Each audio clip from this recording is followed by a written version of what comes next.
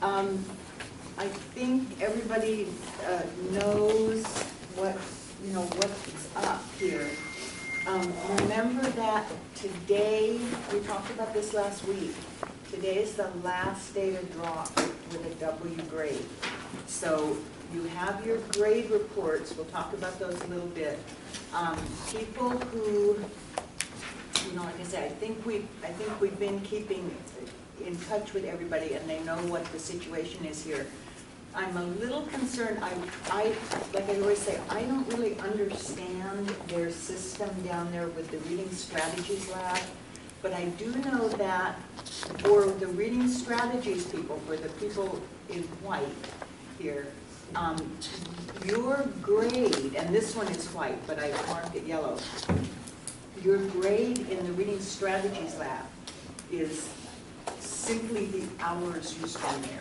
And it's a pass-fail thing. If you're in the Reading Strategies Lab and you don't spend the 24 hours, you have to spend 24 hours with a tutor, you won't pass.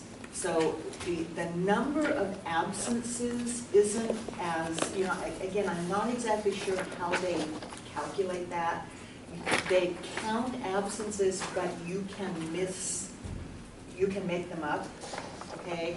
So I'm less concerned about this person with 6 absences than I am about the person with 7 absences who only has 11 hours. That person has to get 24 hours by the end of the semester. So that's, and this one's not much different. So the people who have these lower, you should have 18 hours by now. This person's right on track even though they have 2 absences. So again, this person has been absent, but they've gotten in touch and made up the hours. So these people with like below 12 hours and below, even the people with 14, I'm a little concerned about those people making up 24 hours by the end of the semester.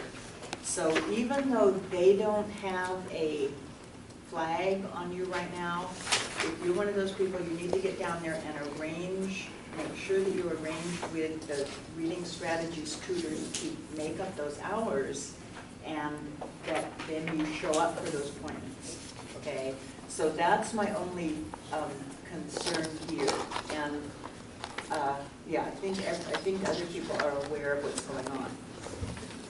Okay, so on the grade reports, again, ideally, your grade report should look something like this, with a grade in every line. I wrote some notes to people. I did not, remember these are the same ones you've been seeing, so if there were notes to you on them from before, like this was back in April. Okay, so you've seen this in February, April, and May. And then the next time you see it will be the end of the semester. So I didn't tell anybody this time to make an appointment, but people who have a question, so this person needed to make an appointment with me in April, and some people did and some people didn't who needed to, and some of those people, if you were on the borderline at that point, some of those people have dropped off the edge. Others have caught up, okay? So if you have a question about, if you have a yellow mark and you have any kind of question about what you need to do at this point, please come to see me today. My office, I have a class right after this one. My office hours starts at 2. If you have any question of what you need to do. What I might do is send you over to your counselor, but you need to make that decision because you need to drop today if you're going to drop, okay? One other thing about this, I did not calculate, well, as you know, I don't do any of the calculations. You need to figure your own grade, okay? But I didn't update the absences, partly because I ran out of time, but partly because, like I said, after today, I can't drop you anyway. So your attendance grade is going to continue to drop. but most people who are still here are okay on absences, okay? So again, double check your, your grades. Don't worry too much about the absences at this point. I did flag, let's see, I flagged missing work, and then I flagged anybody who had a less than a passing grade on the last journal check. I put that in yellow, okay? The other thing was, as you know, we had some people who needed to redo the midterm. If you were one of those people and I haven't seen it from you yet, I now have put a deadline on it. So that, because it's getting kind of too late to be thinking about turning in the midterm. So if you don't have a grade there yet, this person did, they made it up so that they have a grade there. But if you're one of the people who still hasn't turned in the midterm, please look on there because I did put a deadline. If you did turn it in and I didn't write it down, come and tell me. I know sometimes with that late stuff, I tend to not write it down. Okay. Are there any general questions on that? If you see something on it that looks wrong, come and talk to me during the office hour. Yes. I'm a little bit confused. You said I have to redo the midterm, right? Yes. But I already redid it and gave it to you, but you haven't given it back to me again. I have given back everything I have. I do not have. Oh, I'm sorry. I meant you already gave it back to me, but it's just the Okay. yellow highlighted part. It All right, just says to that's what I redo it just again. said. If I did it and I didn't write it down, come and tell me during the break. Okay? That's what I just Oh, said. okay. Yeah. Thank you. Okay. Yeah, and again, and this is one of the reasons I give you these is so that you can help me proofread my grade book. So if it looks wrong, come and talk to me and we can fix it.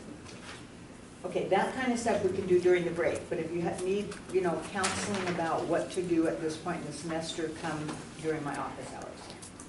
Okay, another newspaper thing that's interesting for us today, we are going to talk about the Barnum and Bailey, the P.T. Barnum thing a little bit.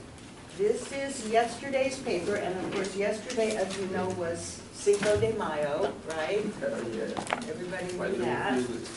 Okay. And in yesterday's paper, there was kind of an interesting, again, it's always nice to have these things that tell us that, yes, this stuff we're reading is history. A lot of the stuff in this class is history. Partly because I'm interested in history, but partly because that's a lot of what Lorraine Fleming has. All these things come out of your book. The thesis statement here, the main idea of this P.T. Barnum thing was, as you should have figured out from asking the question about the title, what was the legacy of P.T. Barnum? Was this affinity that Americans seem to have. Here's another vocabulary word. See if you can figure out what that means from my context. His legacy, the thing he left us, was Americans' affinity for weird things in their entertainment, okay? So, and several people mentioned that in their summary, that, his legacy lives on. So this says, acrobats fall during circus stunt. A platform collapsed during an aerial hair hanging stunt at a circus performance on Sunday, sending 8 acrobats plummeting to the ground. 9 performers were seriously injured. So what this is the Ringling Brothers Barnum and Bailey Circus. So there were 2 circuses, the Ringling Brothers Circus and the Barnum and Bailey Circus. And then just, as TV came in and movies and more people, our entertainment now tends to be on a screen. People don't go to circuses as much as they did. So those 2 circuses merged. If you think about what you guys read, again, back in the 1800s, your entertainment, you had no kind of TV or anything. You had nothing, no radio. So any entertainment you got, you had to go somewhere to see it. So that's why this stuff was so popular, okay? Nowadays, we don't need to go out of our houses to see that stuff. We have it all, you know, right here. So these two circuses merged many years ago. And the thing about it is, Stephen Payne said the accident happened during an act in which 8 performers hang like a human chandelier using their hair. And I thought, that is exactly what we were talking about here. That is exactly the bizarre, the, you know, the idea of the unusual thing. So yeah, I mean, I'm not saying it's funny that these people got injured, but I thought that was, you know, I thought, oh, that's perfect. People hanging like a human. We're still doing this. We're paying to see that these people are hanging like a chandelier. Can you imagine that at this circus? So yeah, so definitely Barnum, P.T. Barnum's legacy lives on. And these people are, I don't know, that's not a very interesting picture. These people are, here, let's see. The Harryalists perform a combination of choreography and cut-ups, including spinning, hanging from hoops, and rolling down wrapped silks, all while being suspended 35 feet in the air by their hair alone. Audiences will even see the weight of 3 girls held aloft by the locks, meaning the hair of one of these tangled beauties. Don't ask me. That's what, again, Americans have an affinity for the weird things. So what does affinity mean?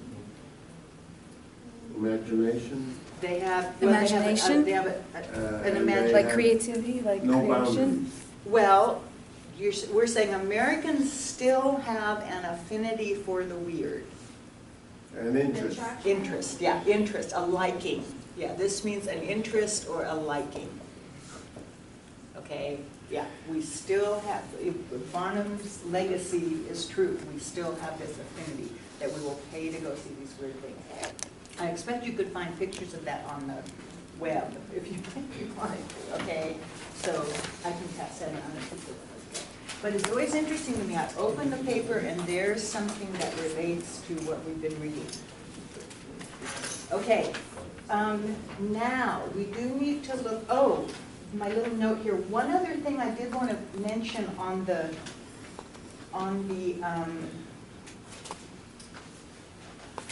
grade sheets. Remember that we had that one homework where I said, I know you guys can't quite see it on here because it doesn't pick it up well. Oh yeah, kind of. Where on the homework 12, if you notice these grades, this one's in pen and this one's in pencil. So remember on that homework 12, and some people have turned it in again. These people you could still turn in homework 12. Remember that one? I put the grades in pencil. That was that one that we decided to just keep going instead of go back and redo it. But a lot of people, even people, you know, I know people like this, that's fine. You can just leave that grade if you want. But I would strongly suggest, especially people who are missing things, that if you have a low grade there, it might make a difference to find that homework 12 and turn it back in. So I just wanted to mention that. Yes, some of these people could bring that grade up at least a little bit. Okay, now, and it didn't have a pink sheet on it. It just had, I think I wrote the grades in pencil. I'm not sure exactly what I did with that. Okay, let me find out. So I think some of our people have decided to drop. I think that's what I'm finding yesterday, that most of the people that I was really concerned about weren't there yesterday, and I'm thinking they have decided to drop. What? What?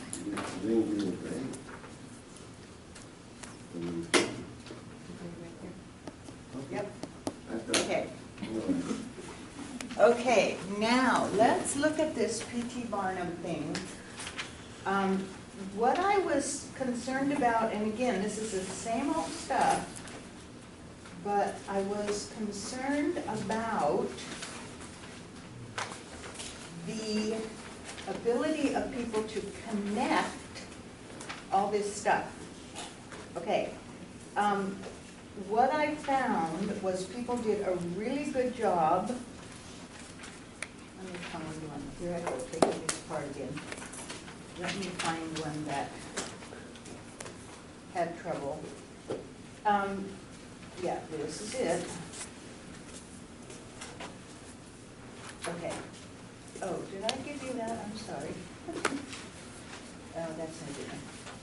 People did a really good job or a pretty good job of, yeah, of getting some sort of list here. There was a trick in this one. A lot of people picked out the, this. A lot of people picked out the nexts. I know this is blue, it's dark, it's hard to see.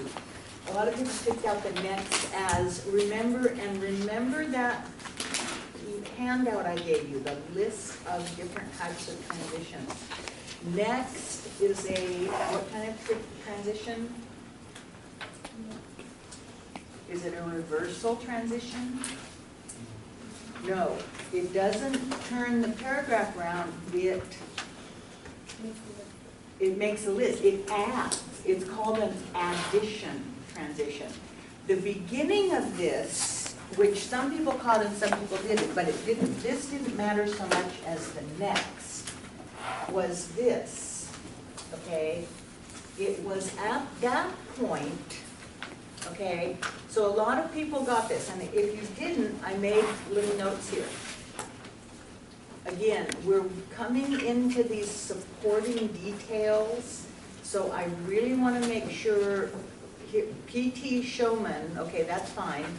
It's a little odd, but it's fine.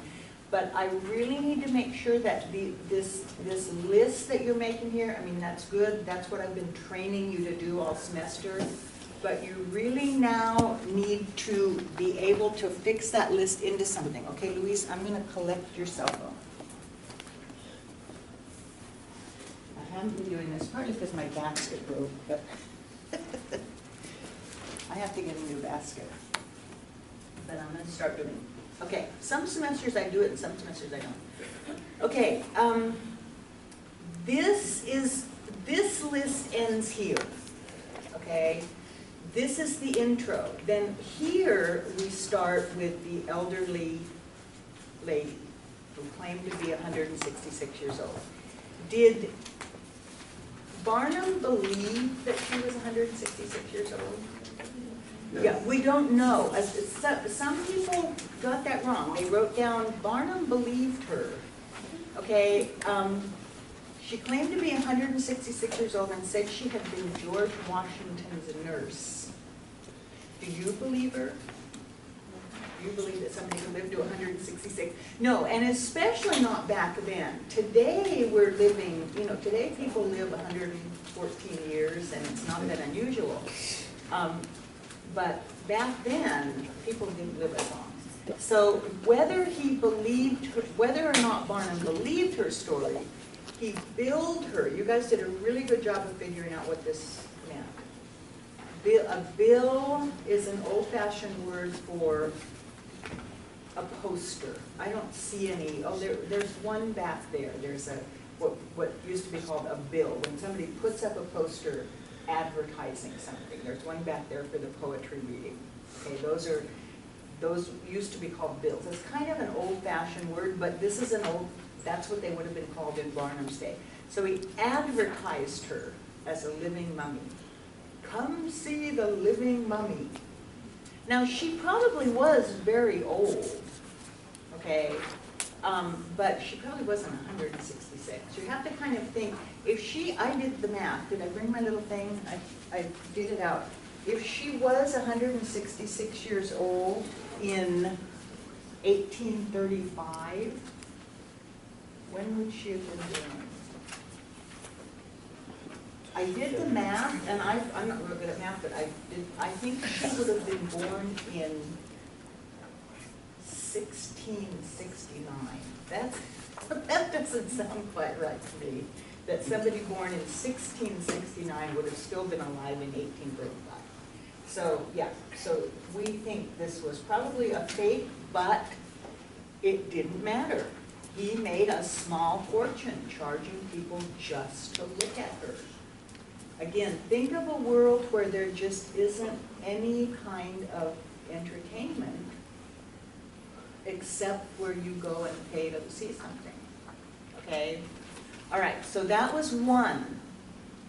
Then, people got this, next, after his success with Heth and with similar unusual attractions like the 3-foot-tall man named Tom Thumb. So this was kind of unusual here, is that you had some more discussion about this part down here. So we had Heth and Tom Thumb. Most people did a pretty good job of this. These were one. Even though Tom Thumb wasn't mentioned until after the next. Did everybody see that? Okay, then he launched his traveling performers. Okay, and a troupe could be defined as a traveling performers. Okay, so that was two. But you notice what I had to do here is write these numbers in, because this person, this is one that most people did. They had one big long list, and I want you to start thinking in terms of major versus minor. We're only working on major details right now, but this would have been 1, showing unusual people, 2, the traveling troupe, 3, the museum, and 4, the circus. So there were 4 things here. The trick was, most people put this up next, and then there was another next down here, but what people missed was this. This was in the middle of a sentence. So there was next, then, and next. Okay, so there were 4 points there. But I was interested to see that most people got them written down. Now what we need to do is be sure that you're putting them into their right categories. Does that make sense? But, here's my reversal transition. Here's what I wrote on a lot of people's summaries. Make sure the pieces in your annotation are included in your summary. So what's going to really help you writing summaries is, once you've identified these 4 main ideas of the list, 1, 2, 3, 4, then those big things, the big supporting details, need to be in your summary, okay? So this person said he was an American entertainment showman, he introduced unusual, bizarre acts. Then another thing, when people doubted and said it wasn't good, did they say it wasn't good when he introduced Joyce Heth? No, he made a fortune showing Joyce Heth. Then he came up with his own strategy. It's early for me to not be able to talk. Strategy to bring a variety of people to travel with him. But that didn't go as planned, so he joined with the circus. Okay, so they're leaving out, a lot of people did that. They left out one of the 4 points. So that's, and then the key point isn't in here. They formed a 3-ring circus. Was it successful? Why? So there was a conclusion on this one, right? There was the introduction. Did you need to talk about his father being a wealthy businessman? No, that's detail. You don't need that. He started as a showman. He showed these unusual people. Then he had this variety troupe. Then he had the museum. Then he had the circus. And this is the conclusion. Even when these things turned out to be frauds. Now, does this say that all of them were frauds? Is everything he showed a fraud? No, not necessarily. I mean, Tom Thumb, we think today these, there are people, they used to call them midgets. That's not considered politically correct anymore. You call them little people. That's what you call someone who suffers from dwarfism. That's the politically correct term, is little people. We have, you see these people around. It's not so unusual today. We're more accepting of those things. But back then, it was a circus sideshow. It was something you could charge money to see. Did you pick up something that we also had a reading about, the conjoined twins? Do you remember the reading about the conjoined twins? We didn't get to go over it. Yes. I was wondering, are midgets the same as the dwarf? Like, are they the Yes. same? Yeah, that midget is the improper term. We're not, politically correctly, you're not supposed to say midgets. You're supposed to say little people. Yes, and they suffer from what's called dwarfism. That's what makes their body small. This is another thing. Another one of these politically correct things. We're not supposed to call them Siamese twins. Have you heard the term Siamese twin? I'm not sure where that came from originally, but now they're called conjoined. Yeah, there are a lot of these things that have changed over the years. So the conjoined twins, and again, that would have been a big deal back then, to have these people. And in those days, there's nothing else these people could do. So they, being in the circus, they made some money. Okay, so that kind of thing wasn't a fraud. A lot of people wrote down everything he did was a fraud. That's not necessarily true.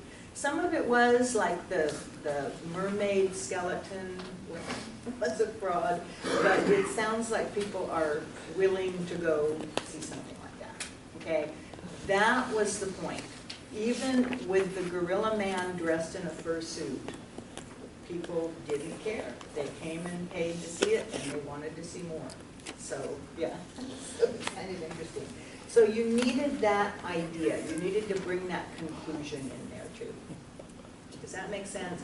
So again, where I'm still really pushing people. Tear these things apart.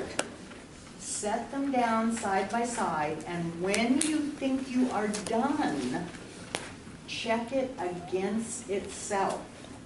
Look at your annotation and make sure that you have covered all that, however briefly, in your summary. Even if you just say something like, there were 4 steps in his career, even if you just say that, you're okay. But recognize those parts and be sure that you get them into your summary. Okay. Couple of interesting vocabulary words on here. I was really impressed with people, the answers that you got. Okay. Legacy was on there. People pretty much got bizarre. Took under his wing. Again, we're kind of getting some phrases here, not just words, but phrases. Build is advertised. I'm not sure what he was meaning here. Again, same thing as in the regular vocabulary test. Look at this. Set it aside here and ask yourself,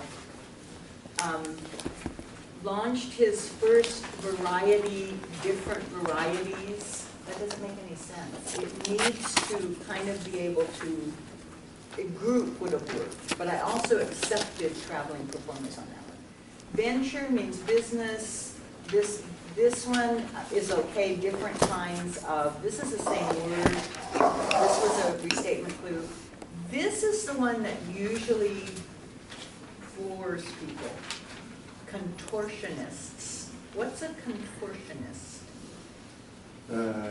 Person who bends Okay, all yeah. different ways Yeah, that this- they're not supposed to. There was a clue here, but the clue was kind of, weird too. Oh. Yes. Kind of like a rubber man or like Yes. a rubber body? Good, okay, yeah, exactly. So this was actually the clue. But what does this mean? He had attracted his eager audiences with bearded ladies, pretzel-limbed contortionists. Pretzel, Pretzel-limbed, what does that mean? so that he can He can twist himself. Yeah, that your limbs, meaning your arms and legs, can, what does a pretzel look like? A traditional pretzel usually looks like this or something, right? So that means you can bend your limbs like a pretzel. So the clue was there. So people put some really interesting answers there. I was glad to see. Let me see if I can find them. So yeah, these people, if you get this in on Google, yeah, here's a pretzel. Here's some contortions. Yeah, like this. Okay, so that's what he would have. And this kind of stuff is still, you know, you still see these people doing this kind of thing. My niece can do that. She can, and somebody even put down, I forget what it was. There's an actual medical term for it that somebody put down that was familiar with it and put down the actual medical term. I can't remember what it is. But these are contortionists. Here's definitely a pretzeling contortionist. Okay. So those were always very popular. So this was good. Somebody put acrobats. That was good, as long as you got the idea there. Okay. Does that make sense to people? I think that was the one that people really had trouble with. Any other questions about this? So keep in mind we're moving forward to where you need to be able to continue doing this and add this other stuff. We're really kind of at the point where if you're not clear on this, you're not going to be able to go forward. So we'll continue, but again, we continue to do the whole thing rather than leave this behind and move on to something else. Okay, let's see, was there anything on the,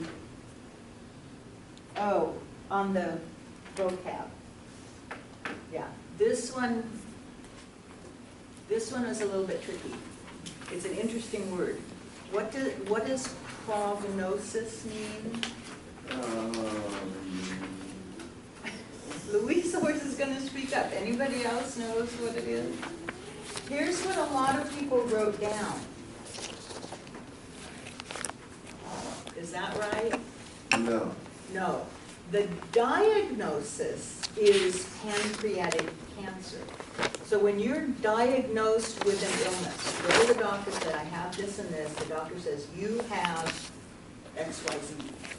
Okay, that's the diagnosis. Here's the word. I do not want to be using the pencil. Here's the word part clue. When you think about it, you'll say, oh, obviously, is this. What word do you know that starts with P-R-O-G? Progress. Progress. That's exactly what it is. That's the clue. Okay? The progress, meaning how the disease is going to progress. Okay, how the disease, what's going to happen with the disease. So what they're saying is it's almost never caught early enough. So if you had to paraphrase this, because they don't see it, people who are diagnosed with pancreatic cancer usually don't live. You know, some of these cancers we can get nowadays, they can deal with it. But pancreatic cancer, usually once you're diagnosed with pancreatic cancer, that's it. It's pretty much a death sentence. That's what this is saying. So in other words, the progress, or a good word for this is the outcome or the outlook. If the prognosis is good, then the doctor is saying, okay, I think we can get this, we can do a surgery, we can do chemotherapy, and you'll be okay eventually. But here they're saying no. Okay, so this is not what it is, it's the outlook. Okay, I think that was the only one people really had trouble with. Oh, people who wrote down this, I counted it wrong. Why did I count that wrong? A lot of people wrote that down. Because it's part of the. It's the part same of the word. same word. This is just a slang abbreviation for this. And actually, this slang, in today's slang, usually means drug rehab. That's usually how we hear that, use drug or substance abuse. What we're getting here back on the skater was back on the ice. What prior knowledge do we have about a skater being forced off the ice? Like being, Yeah, this is more likely an injury. So this rehabilitation would not have been what the current slang is rehab. It would be, yeah, it would be more like therapy, exercise, rest. That's what I would, some people put rest, that was good. Yeah, we're probably talking about an injury. I put to help to make better. not Yeah. To Yeah, that oneself. works. Yeah, that works. Okay, yeah, but this is not, this doesn't show me that you're thinking through what the sentence says. You're just kind of doing this immediate reaction. Oh yeah, rehabilitation is rehab. That's not good enough. You need to be thinking through what the sentence actually says. Okay? Okay, so let's look at this homework and see how you did on this. Now remember on this, I do want you to, it wasn't just enough to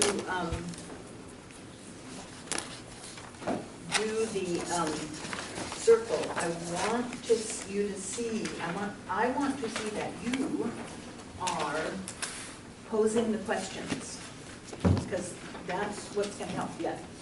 I think my papers are good. What? My papers that are up there. Your papers that are up here? Yeah, I have it turned in. You turned in the homework already? Is that what you, yeah? Yeah, no, you shouldn't have turned in this homework, so you need to come get it, because we're going to work on it. Okay. A growing number of men are having cosmetic surgery to hold on to their youth. Okay. So what prior knowledge do we have about this sentence? Does anyone know any men who have had cosmetic surgery Bruce Jenner? nowadays? Yeah. Bruce Jenner, yeah. Okay. See, more, and it's interesting, I think even just since Lorraine Fleming put this sentence into the book, it's become more common. But my suggestion, my question here would be, what on earth are men having done? I mean, you think in terms of women doing it, right? But what are men having done? Okay? So that would be my question. Anybody else have another question on this sentence? If this, again, think in terms of if this were the topic sentence. If you had gone through our list of finding the topic, stating the topic, cosmetic surgery and men, and you located this topic sentence, what would your question be? Would anybody else have a different question here? Nobody? No, because I believe everyone here associates cosmetics with makeup. Exactly. That's what we're thinking. This is usually something that we think of with women. So our question is, men? Makeup? Yeah, men, not women. What are they doing, okay? Another question is, how many? Does that make sense? I'm 1 really to wanna 2%? interest you in. Maybe 1 to 2% of men? Well, That's- that's what we're trying to find out. I'm not asking you to answer this question. I'm just asking you to pose these questions so that we can pick the answers. Okay? Okay. In an even more disturbing trend, teenage girls as young as 13 are begging their parents for cosmetic surgery. Does this answer one of our questions? No. Okay. In the past, cosmetic surgery has been considered the province, and there is a restatement through, of women. Does that answer one of our questions? No. But where could this sentence be? Where could that go in our paragraph? That's the introduction. So think in terms of, building this paragraph. In the past, cosmetic surgery has been considered the province of women. However, right? Yeah, that's where that goes. So it's not to say these sentences aren't part of this paragraph. They're just not the supporting detail. So let me write up here to remind ourselves what we are doing here. We are picking apart a paragraph. But, you see, but when you say picking apart a paragraph, Yes. over here you said topic sentence, a growing number of men are having cosmetic surgery. Right. And so on, but, it's not a paragraph. Well, that's the point of this homework, is to give you a break from the paragraph, but it's also to just force you to look at information in a slightly different way, so that you can see that you do have to consider each sentence. And you're right, when we read, information isn't presented like this. When we read, we're so trained to look at this paragraph full of stuff. So what I'm trying to force you to do is look at the sentences, really look at them individually.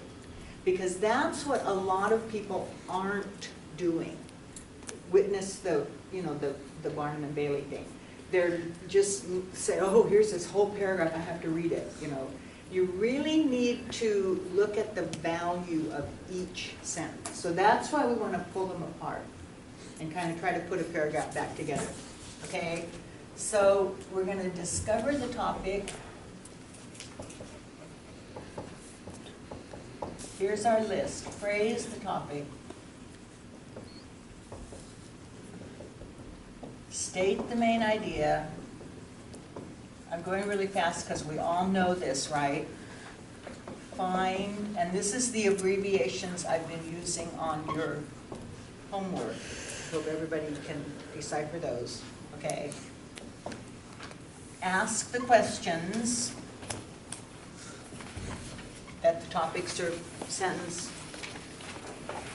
brings forth, and then answers are major supporting details, and then we're going to get to the minor ones. So if we think about our Barnum and Bailey thing that we just looked at, the question here is, what was his legacy? What did he do to leave a legacy? What was it? He introduced the first, I want to use that word, Affinity? affinity. He was the first person to discover the affinity of Americans for weird and unusual things. And there were 4 steps to that, okay? So again, there are your answers. What did he do? What did he do to leave us with this legacy? He had these weird people, he had the traveling troupe, he had the museum, and he had the circus.